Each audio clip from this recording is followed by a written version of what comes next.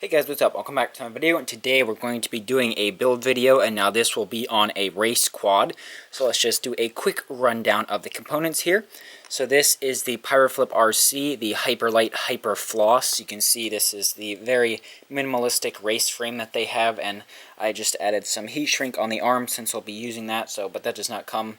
But the frame itself I think is about 55 grams, so very, very light. For the motors, these are kind of a special thing of this. These are the Brother Hobby Returner R3 2207 2550 kV. You can see the naked bottom here, and I really don't recommend these motors already. I'm not 100% sure, but I'm pretty sure I'm not going to recommend these guys for racing because what I normally use on my other floss builds, because this will be my fourth floss, really getting the racing bug, but these are the 2205 2450 kV motors. These are the race day quad versions, but the Hyperlite, the V2 Hyperlite I have on my other quads, same exact motor. These are still going to give you tons of power and tons of speed, but save your battery, and really probably like 90% of pilots, 80% of pilots aren't going to need anything more than a 2205 on a light quad. For the ESC down here, we got the Spedix IS30 4in1. Also been using this on all the floss builds. You know, it just works well for me and I don't see any issues with it. Flight controller I've got is the Hyperlite F4. It pairs pretty well with the Spedix. It gives 5-volt out for this. Got the FreeSky XSR receiver. You know, pretty much doesn't matter what you use, but I just use the XSR. Got a TBS Unify Race Pro, the HV version. So this will take full battery voltage and feed 5 volts back to the camera. And speaking of the camera here, we have the RunCam Swift Micro, or the Micro Swift. So you can see there. So I'll be using that for this build. And you might have seen my review video for the Foxier Micro Arrow, but I'm just going to be using a Micro Swift for this as well, and hopefully there will be a review coming out on this soon if it's not already out. And for soft mounts for flight controller, I'll be using these Pyrodrone, the Hyperlite, you know, these little rubber standoffs. They work great for me, and they'll fit well in this build. So that was just a quick overview of the parts. Let's get started. Right, so first let's get the motors mounted to the frame here, and it just comes, the motors themselves come with these little 6mm screws, so we're going to be using them. You can hopefully see on the frame I added some heat shrink along the arms before I built them on to the main body. That way it just keeps everything really nice and clean, so I need to make sure I get the motor wires through before we bolt them on to make it easy. Okay, so just got that pulled through. We're going to take our screws. This uses the larger style Allen key, and I do use all 4 screws, and I do use some Loctite. This is just some Hobby King Blue Loctite. Never had an issue with motors coming off, but you know, just a little bit of extra security, so why not? And these motors are really nice because, if you can see, when the screw comes up, you'd very, very easily be able to see if it's going to hit the windings or not, because it's a naked bottom here, but these 6mm stay within the hub there. Alright, there's that one. So just get them pretty loose before you get them all in, and then you can go in with the other end of the Allen key and just really snug them up here. Obviously don't over tighten them and strip the aluminum out, that wouldn't be good. And you got Loctite on there, so you know, just a little bit. There we go, that motor is mounted all good, and just check just to make sure screws don't come up and touch the windings, but once again these don't even come out of the base, so we're fine there. So yeah, that's good, so let's do the other 3. Alright, there we go. All the motors are firmly attached to the arms, you can see, and then the heat shrink, which we're going to shrink in just a moment, will go down, and the wires for the back you want to route to the outside if you're using a 4in1 ESC, because they will connect up right here, and for the front wires you want to route them in underneath the standoffs where the camera will be, so the camera is going to sit right about here, because that'll leave them to wrap around, and it just makes it a more clean build. So let's get to the most fun part, heat shrinking these arms. And when I do it, I'm pretty conscious about the motors, because obviously you don't want to heat the magnets up, so I just spin it with my finger here. That way, because we're getting the heat pretty close to it, that will hopefully keep the magnets, a specific magnet on that side, from getting you know, too much heat to it. Just go along the arms, and it makes a real nice clean look. Just hit the top again. And there we go. All the arms are now heat shrink. Hopefully you can just tell, it just makes a really nice clean build, and this is the, I think, the second floss that I've done this on. I just really like it when you have skinny arms like this to just be able to heat shrink the wires to them. And this also does definitely help with durability, because instead of like a zip tie at the end here, you could still, I've had the wires get like snagged up and then they'll bunch up and get chopped by the props. This holds it in all positions along the arm, so there's no way for it to move out here. As well as if you do have a prop strike, you know, there's no ESC on the arm, but hopefully the heat shrink will help protect the wires even more. So I think it's a really good solution. So next, basically, we're just going to mount the 4-in-1 ESC and start tinning up the pads on that to get all the wires cut. You can see we have the back standoffs from the arm screws here that work. However, we just need to add some nylon standoffs through the frame to make that complete stack. Alright, so there the ESC. I just put some standoffs underneath the front here, that way it is level with the back.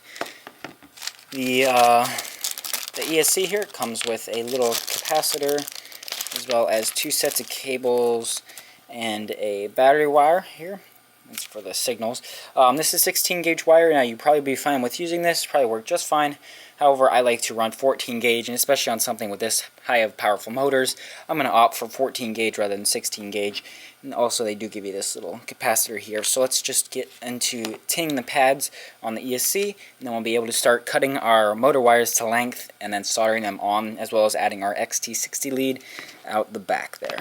Alright, so we're pretty much going to tin every pad on here except for these 2 5-volt pads up here, because this positive and negative right here is for the cap, and then this positive and negative we will be using for the power for the Unify.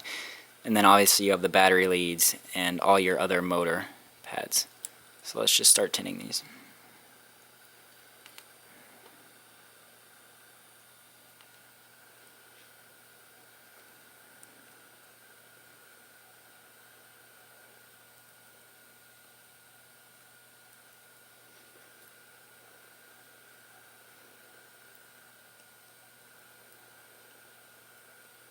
And I have found that these pads on the Spedix here are just really a joy to tin. Really just nice quality board overall. No issues with it. And really nice to solder to.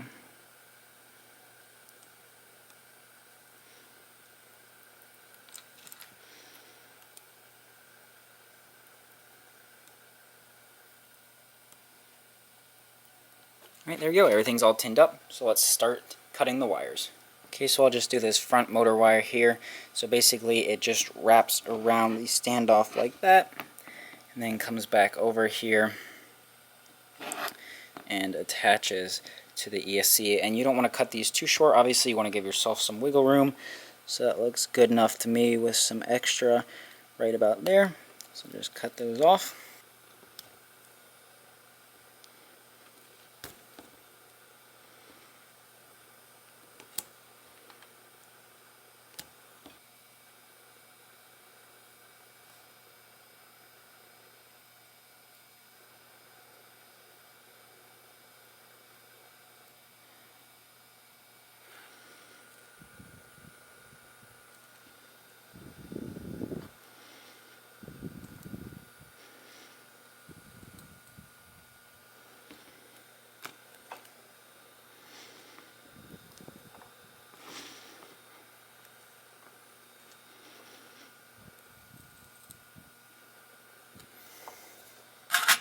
There we go.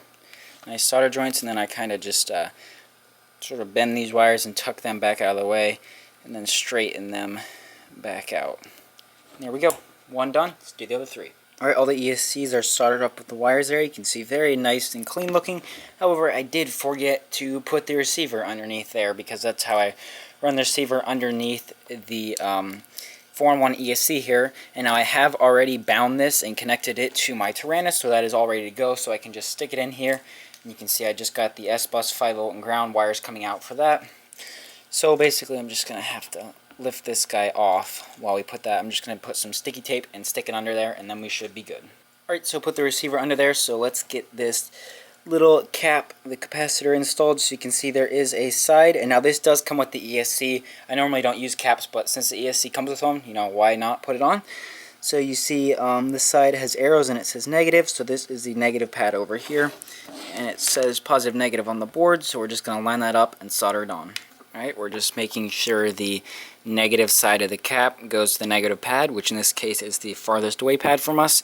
And I just mount it, I bend the pins a little bit and mount it at an angle. That way it gives more room for the battery lead to go between the standoff and there. And I just kind of melt it back and forth until I get both pads seated down. And it's as simple as that, and it'll give room for a battery lead to pass right by there. Bend it down a little bit. And you can put hot glue or something on it, but I find that they stay just fine, just like that. Alright, so I just went ahead and installed the XT60. I don't really need to show that. So next we can just put these little rubber standoffs on that vibration isolate the flight controller. These things are wonderful, so just screw those down tight. There we go, that'll hold the ESC on. Now we have the platform for the flight controller to sit up on. Now normally in my other floss builds I've put it on like this and just wired all the wires underneath it, just flipped it over so easy access and it keeps it cleaner looking.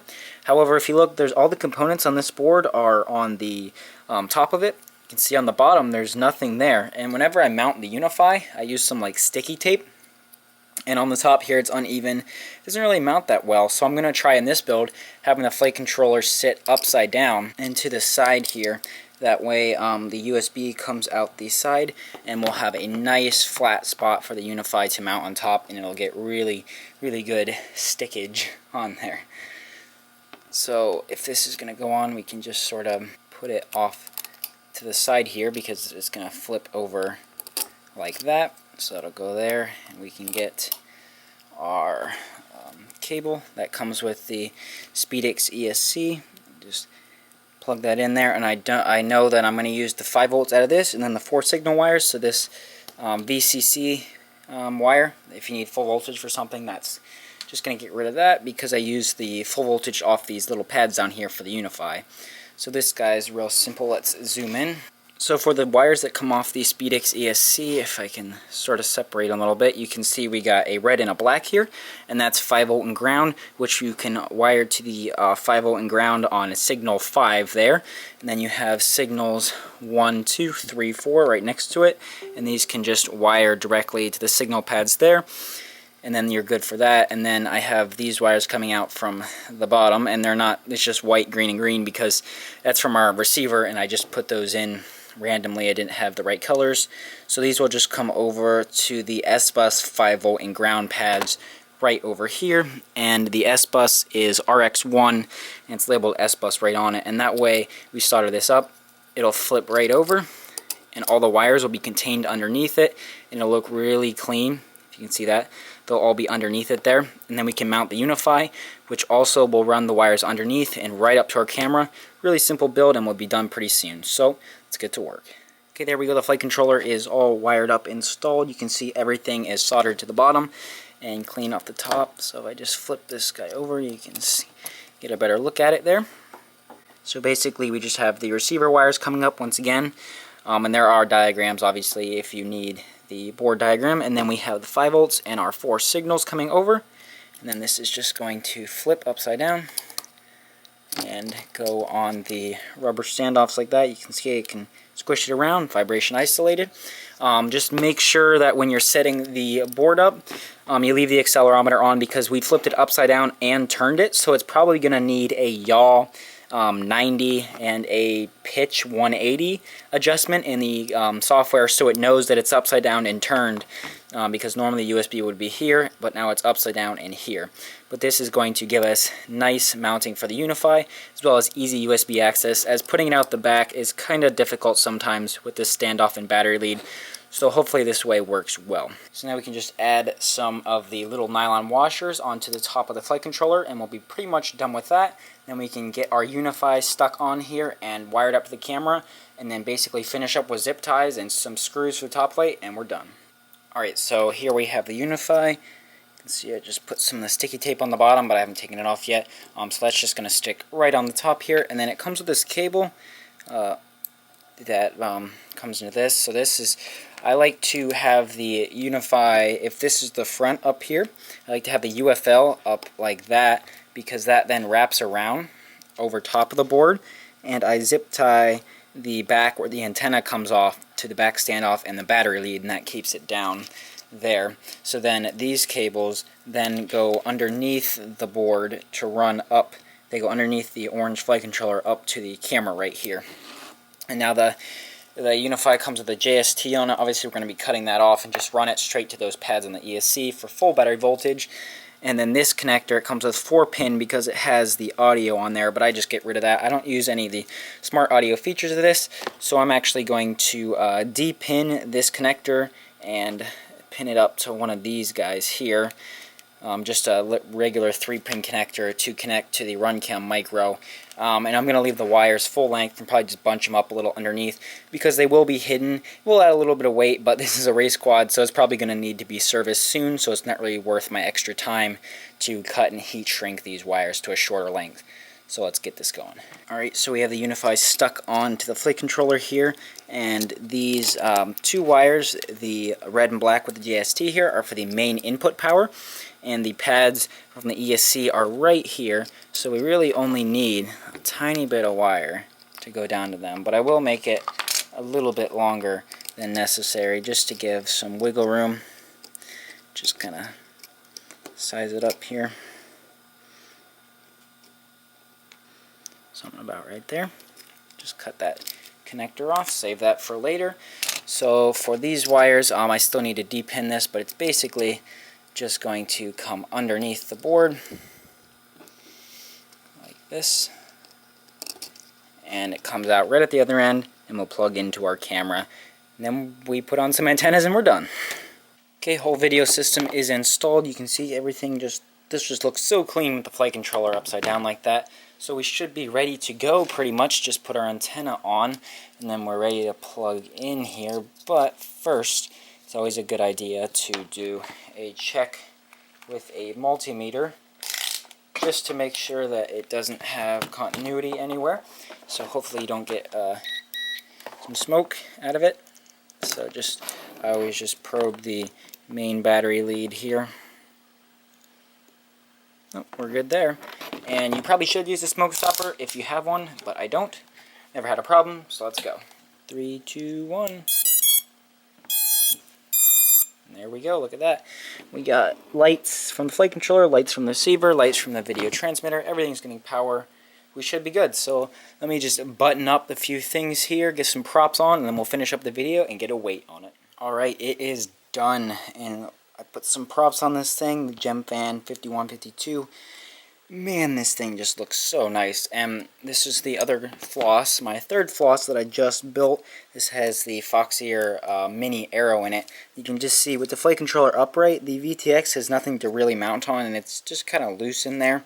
But this guy, with it upside down on the flat part of the board, it is absolutely rock solid, can't even move. So I really like that. Just got the antennas out the back here with the XSR antennas there. And I got an Emax Pagoda, and that just zip ties to the battery lead, and that keeps it down out of the way. The props have had zero issues with that, and I have gotten like a mile of range away with this type of antenna set up, just like that. Even, you know, turned around at the top of a mountain. I've had no problems with that, so for racing you are perfectly fine. So now let's get a weight on this guy, and I have not weighed this at all, so take your bets. I'm going to guess, we got a light frame. Let's see, we got heavy motors and heavy props, so it's probably another 20 grams versus my other ones. Got the micro camera though, and some other very clean things. I'm going to guess 276 grams here. Let's see what we get. 270.7. So didn't do too bad. I was just about 5 grams off there, so that's pretty close. Comment if you were closer. But yeah, this thing looks super awesome. Can't wait for this. The reason for this influx of floss builds is going to a regional qualifier this weekend. Not sure if this build video will be out by then, so I might have already been there. But that's why I'm building all these guys. So it'll be really interesting to see if a floss like this with super high powerful motors on these, because they can handle these larger props, or the more aggressive GemFan props, is better than my preferred setup right now, which is 2205 motors on a Cyclone V2 tri-blade. So I'll be interested to see if I can handle the power, because this thing is going to have a lot more power, I think, but it will suck some more amps, so probably have to run a 1500 on it. So that was the end of the video. There will be links down below to all the components used. There will also be a link to my Patreon if you enjoyed the video and you found it helpful. And you want to support more build videos like this, let me know anything you want in the comments. Please subscribe, and I'll see you in the next one.